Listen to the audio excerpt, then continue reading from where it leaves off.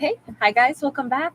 All right, so Taurus, let's go ahead and jump on into one last storytelling with this backdrop before I change it out for tomorrow. This is just kind of a bonus one, Taurus. So let's go ahead and see where we go with this story, shall we? I feel like, yeah, we're going to start with this deck, but we're going to quickly move to another. Oh, who's on their return? This card came out in a bit of a jaunty angle, but enough in the reverse, so I'm keeping it that way.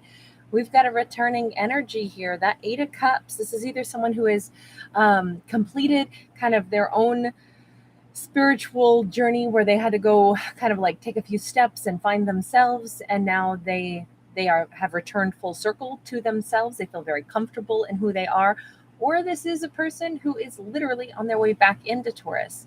Could be a water sign, doesn't have to be. It's definitely emotionally charged um, return. So let's see. Let's see about this emotionally charged return. We got a Page of Wands in the reverse. Boy, this person lost interest for whatever other direction they once upon a time had been traveling, whatever that lonely road. And I think that's just it. Maybe somebody said, I've got to go out and be alone. I've got to go out and do the lone wolf thing. I've got to go find myself, only to discover, oh, I don't like this whole finding myself thing at all. In fact, it's kind of a lonely road. In fact, I got zero passion for that journey anymore. Somebody's done like literally a 180 here. The person who wanted to walk alone has changed their mind, and they can't come back fast enough. We got the Chariot in the upright. I could be Cancerian, like I said at the beginning. Could be some watery energy, or just as somebody who's like their emotions are driving them now. They're very clear that there isn't any allure for them. This could have even been somebody who thought that at one point in time they needed to pursue some career path. Maybe they had this plan in mind before they met Taurus, and they were still clinging to that idea. And then, sometimes when we meet somebody that rocks our world, it totally flips our plans on its head. And I feel like that's more the energy of this person. Whatever they said they were going to do, they lost interest in it, and instead they're much more clear about, emotionally speaking, this is the direction I need to go. There's no contest. I'm positive.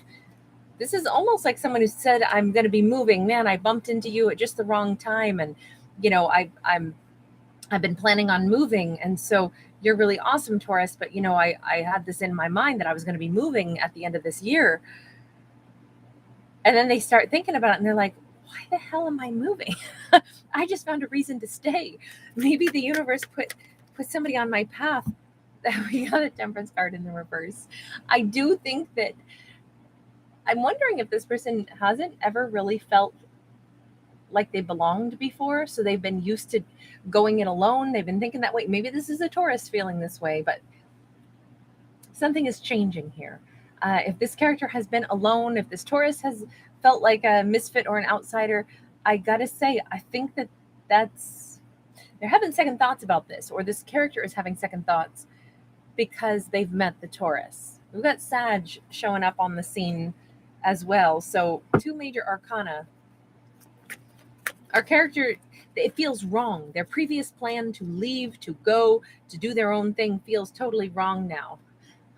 9 of Pentacles. This is personal abundance. I think this character they're being challenged to realize, wait a second, I can be still my own person, and I can have clarity that I can also be with a person. I can be who I am and be successful, and I can be in a union. It doesn't mean that I have to sacrifice relationships for whatever this. I feel like somebody was very career oriented, very career driven. We've got a 3 of Cups, and we got a Page of Swords. I don't know if some friends literally talked some sense into them and said, why I never understood why you keep thinking that you have to do one or the other. Why can't you have oh, that song is in my head. We don't have to be one or the other. We could be both to each other, and I'll be your friend and I'll be your lover, because I know in our hearts we belong. I can't think of who sings it, but great song, 1980s song. This feels very much like friends have talked to this person and said, and really they've made valid points. Wait a second, so you enjoy Taurus, you like Taurus, they make you happy, you think about them all the time. So why exactly are you still thinking that you have to stick to your original plans? If you've met somebody that rocks your world, why don't you be with that person? And I'm going to say that this has been a very eye-opening. Maybe this person is fairly has been fairly rigid or stuck in the way they think about things. The funniest part is, I feel like on the heels of some very wise counsel from a group of friends or family members, they might even say, "Let me see a picture of this Taurus. Let me see. What are you doing? That person is so hot. Why, when you like them, you care about them, why were you ever thinking about ignoring them or insisting that you can't be in a relationship? Go get that hottie." And I feel like by the end of this conversation, this could happen in the evening. They could be out with friends. Friends are giving them wise counsel as good friends would, right? Good friends are going to be like, "Look, you can do what you want, but I'll tell you, if I had vibes for somebody, if somebody's making me happy, I find them, super attractive. Why would I disregard that and insist that it's not the right time? I can't have a romance right now. I would make time for the romance." I think that that's the kind of stuff that the friends are saying. So friends are very supportive of this connection. And I think that this person needed somebody to kind of like tell them, look at the mistake you're about to make. You're insisting you can't be with someone because it's not the right time because of some career ideas that you had. Change your plans. Life changes when something more wonderful shows up.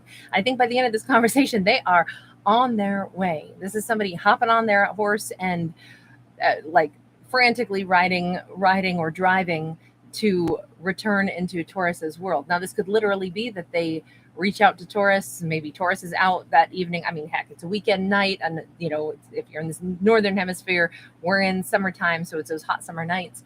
They could be suddenly reaching out to Taurus and saying, "Hey, I was just out with some friends of mine. Can I stop by and see you? I saw that you're out. I saw your social media. You're out somewhere right now. Could I come over and join you?" And they might just get in their car and go drive over to wherever Taurus is. This is something about like they need to go get to Taurus now that they've had this kind of like obvious epiphany, even though it still seems like a shock even to them, because I do think that this person was fairly uncompromising in their plans. They kind of always thought it had to go this specific way. And if it wasn't part of their 5-year plan to meet the love of their life and be in a relationship, they might have tried to dismiss this connection for a while. And I think it's a really good thing that we have Strength card, that they've been given some decent counsel. Hi, Jessica. Good to see you, beauty.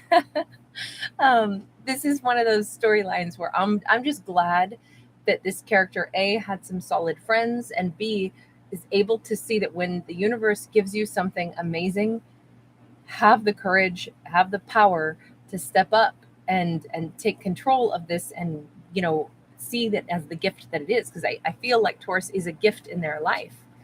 And Taurus, by nature is every bit as like dedicated and driven, and they set a course and they can stick to it and they can achieve their goals. So this Taurus and this person could share a lot of that similarity. Oh, look at this. We have the Moon card. We have the Two of Coins in the reverse. Yeah, they both may have a lot more in common, because even though it's the Moon card, and oftentimes we talk about that being like the hidden things, the things that we don't see on the surface, the stuff that's buried deep inside. You notice that we have the butterfly for transformation within these like inverted triangles looking much like sacred geometry. And then we have the two alpha wolves howling out for their mates. The alpha pair mates for life. I feel like Taurus and this person, they have so much more in common at the depths of the level of themselves. Maybe they share some Moon in Pisces or something, but their innermost like machinations, or the mechanism that drives them as far as their emotions go, they may have a lot in common. They might both kind of be lone wolves. This Taurus might be someone where it's like they don't need somebody to be happy, but when you meet somebody that it clicks with, why shake off a good thing? If somebody says, You go in to buy an ice cream sundae and they say, and by the way, today we're giving away 2 scoops free. Would you like extra scoops? Why would you say no? Like, yes, take the ice cream, for goodness sakes. Like, it's a gift. The universe just presented us with something wonderful and something that I almost wonder if neither one of them realized, although they're good solo, this is someone they can really jive with. I think they're going to be able to understand each other really, really well. This is not about like having to compromise that much. It's not the like, I don't know, could this work, could this not? I think they both have so much in common at that, like the emotional level, um, that they're probably going to be much better suited to each other. I don't think they're going to really confuse each other. I think they're going to discover. You notice how we even have the quartz crystals here on either side, 3 and 3. It's very high vibrational. I feel like they match really, really well. But it's just kind of, I'm laughing because I feel as if this could be the story of the way the Taurus would have behaved otherwise. If it hadn't been this person behaving this way, where they were like, well, this wasn't part of my plan. I met somebody, but I just don't know that I want to get involved. And friends might be saying to the Taurus, like, are you crazy? You just met a hottie that you really like, that you're drawn to, and you're going to say, no, it's just not the right time because you didn't pencil it in on your weekly schedule. Come on, Taurus. And in the past, Taurus might have been the person who would have or could have been that individual. And in this case, I feel like they've met their match in someone who operates that same way. We've got the Action of Wands. I always look at the motorcycle as like a singular individual, someone who's used to kind of like chasing down their dreams as like a bit of a lone wolf character. I think that these characters, both Taurus and this other individual, have been very accustomed to making plans and riding with, great focus, since we've got the sun at the, the zenith here of this card. They go with clear direction. This is what I am doing. I don't ask for other people's support. I don't need other people to clap for me. And I certainly don't expect others to join me on my journey. I'm just used to doing it myself. I'm used to making decisions for my life and going forward without necessarily factoring in who's joining me. Well, I think what's beautiful about this is it's almost like I should be holding a second card that's identical to this one. I think Taurus has met their fellow rider. Not that they have to ride tandem on the same motorcycle, but I think that these two would naturally find themselves gravitating toward the same future. It's just now someone gets to ride beside Taurus and vice versa, instead of these characters going it alone. I think they recognize, or they will be recognizing, I've got someone who wants the same things, who sees life the same way that I do. This is easy. If they were taking some like road trip or a motorcycle road trip, they probably wouldn't have to wonder, when are we going to pull over and stretch our legs? They probably both want to do it at about the same time. They're going to discover there's all these little synchronicities in the way they operate. We got the Justice in the reverse. To me, this looks very much like it's been a long time coming. So in my storytelling, when I see Justice in the upright, that's where we've got stuff that's not balanced. When we see it in the reverse, it's where we're actually setting things right. That's always how I read the Justice card. That's consistent throughout whatever deck I pick up.